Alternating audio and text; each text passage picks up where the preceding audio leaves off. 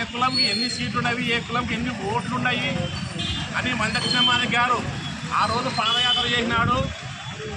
ఆ పాదయాత్ర ఫలితమే ఈరోజు వర్గీకరణ అనేది ఏర్పాటు అయింది. మనకి మీకు అందరూ తెలుసు కూడా, మురుగు కూడా ఒకసారి మందకృష్ణ గారు వచ్చినారు ఇక్కడికి 95 అనుకుంటా.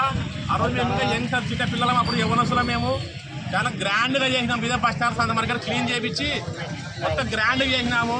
ఎందుకంటే ఉద్యమం అనేది మన ఐక్యత ఉన్నాకనే ఉద్యమం ఉండాల. ఈ మధ్యన మన ఐక్యత కోల్పోతున్నాము. దయచేసి మీకు అందరికీ సభాముఖంగా మరీ ముఖ్యంగా చెప్తున్నా, మన ఐక్యత మనం ఎప్పుడైతే కోల్పోతామో మన ఉనికిని కోల్పోతాం. రాజకీయమైతేనేమి, సాంఘికతనేమి, ఏదన్నా కానీ బయట ఏ పాట తిరగండి, కానీ మన జాతి అనేది ఒకటి ఉందనుకున్నప్పుడు ఖచ్చితంగా వాళ్ళు ఏ పాటనే ఉండని మన ఓనికి సపోర్ట్గా ఉండి, మన ఓనికి సపోర్ట్గా ఉండి సహాయం చేసే జ్ఞానం మనకు రావాలా. ఎందుకంటే మాకు వయసు అయిపోతుంది, ఇప్పుడున్న పిల్లలకు సరిగా అవగాహన లేదు. ఈ అవగాహన తెలుసుకొని మనమంతా ఐకమత్యంగా ఉంటేనే మనం ఏదైతేమి మనమంతా ముందు పోతాం. మనకి రకరకాల ఇబ్బందులు ఉంటాయి. మీకు మరి ఒక మాట చెప్తాను, మన ఓడి ఎవరు చనిపోతే వచ్చే ఏ కుల పెద్ద అయినా కానీ మనం ఎవరు మొయ్యరు. వాళ్ళు గుర్తుపెట్టుకోండి, మన జాతోడు ఎవరు చనిపోతే వచ్చే ఏ కుల పెద్ద మనల్ని ఎవరు ముట్టుకోరు. వాళ్ళని మనమే కడుకోవాలా, మనమే మోసుకోవాలా, మనమే పూడ్చుకోవాలా. కానీ మన జాతి లక్షణం అది. దయచేసి మన జాతిని ఎవరు విస్మరించొద్దండి. ప్రతి కుటుంబంలో సమస్యలు ఉండేవి, ప్రతి జాతుల సమస్యలు ఉండేవి. కానీ మనం అనుకున్నప్పుడు మనమంతా ఐకమత్యంగా ఉండాలి. అది రాజు కాకపోతే సినిమా అనుకోవాలి మట విషయం వల్లే మానగం అది వద్దు. అది మనం ఐకమత్యంగా ఉండాలి. కాకపోతే వచ్చిన సాయం చేయాలి, కాబట్టి సాయం చేయాలి. అప్పుడే మనమంతా ఐకమత్యం ఉండని. వద్దబ్బా మా జెండా ఒకటి ఉంది, ఒక జెండా ఉంది, ఆ జెండా కింద వీళ్ళంతా ఉన్నారు. మనకేం చెప్తున్నా మాట కంటే మన ఊరు కాకుండా మన చుట్టుపక్కల గ్రామాలన్నీ మన మీద ఆధారపడినాయి. మనం గుర్తుపెట్టుకోవాలా. మన మండలంలో ఉన్న మన గేర్లు చూసే చుట్టుపక్కలంతా మన మీద ఆధారపడినాయి. మన ఐక్యతనే మనకు బలము. మనం బలం ఎప్పుడైతే కోల్పోతామో చుట్టుపక్కల గ్రామాలకు కూడా ఇబ్బందికర పరిస్థితి వస్తుంది. దయచేసి మనమంతా ఐకమత్యంగా ఉండాలి. సభాముఖంగా మీకు తెలియజేస్తున్నాను. ఇకపోతే ఉద్యమం గురించి మందకృష్ణ మాదిగ గారు గతంలో అది ఇప్పుడున్న పరిస్థితిలోన పెన్షన్స్ తెలంగాణ పెన్షన్స్ వస్తున్నామంటే కారణం మందకృష్ణ మాదిగ గారు. ఆర్జీ కార్డు ఉందంటే కారణం మందకృష్ణ మాదిగ గారు.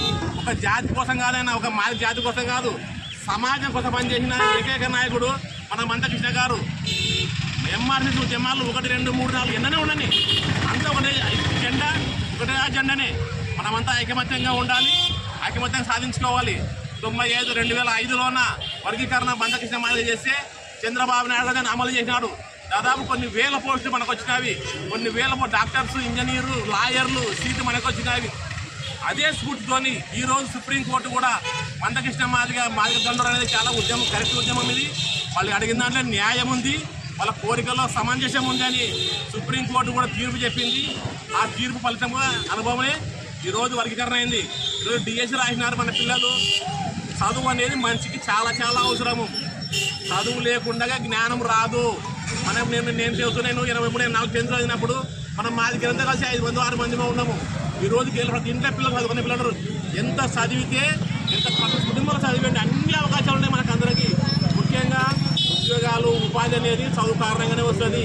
చదువు వస్తే మనిషి ఎలా మాట్లాడాలి, ఎలా ప్రవర్తించాలి, ఎదుటి ఏం ప్రేమించాలి, ఎలా ద్వేషించాలి అనే జ్ఞానం వస్తుంది. చదువు అనేది మనిషికి అవసరము.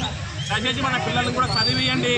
చదివితేనే మనకి బుద్ధి వస్తుంది, చదివితేనే గౌరవించే విధానం తెలుస్తుంది, చిన్న పెద్ద అనే జ్ఞానం తెలుస్తుంది. పిల్లలు చదువు ఉండాలా. మన పిల్లలు చదువు లేకుండా కూడా మన స్కూల్ పోయినా మన పిల్లలు చదవాలా. మన పిల్లలు రిక్షా దొక్కకూడదు, మన పిల్లలు హమాలి పని చేయకూడదు, మన పిల్లలు కష్టపడకూడదు.